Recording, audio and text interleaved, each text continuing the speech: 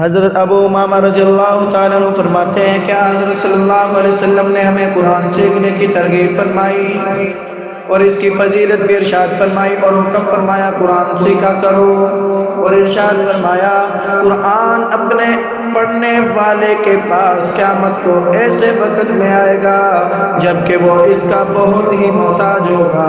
چنانچہ قرآن ایک بہت ہی حسین شکل میں اس کے پاس آئے گا اور پوچھے گا مجھے پہچانتا ہے؟ وہ کہے گا تو کون ہے؟ تو یہ کہے گا میں وہی ہوں جس سے تو محبت رکھتا تھا، اکرام کرتا تھا اور میرے ہی وجہ سے راتوں کو جاگتا تھا، دل کو پڑھنے کی تمنائیں رکھتا تھا۔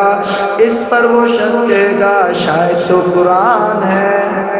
پھر وہ اس شخص کو اللہ تعالیٰ کے حضور لے آئے گا، شہنشاہی دائیں اور جنت بائیں کر دی جائے گی، بادشاہی تاج اس شخص کے سر پر رکھ دیا جائے گا اور وہ اس کے مسلمان والدین کو 2 ہیلے پہنائے جائیں گے جس کی قیمت دنیا سے بھی کئی گنا زیادہ ہوگی۔ وہ پوچھیں گے یہ ہمیں کیسے مل گئے جبکہ ہمارے اعمال تو اس لائق نہ تھے؟ جواب ملے گا تمہارے بیٹے کی بدولت جو قرآن کی تلاوت کیا کرتا تھا۔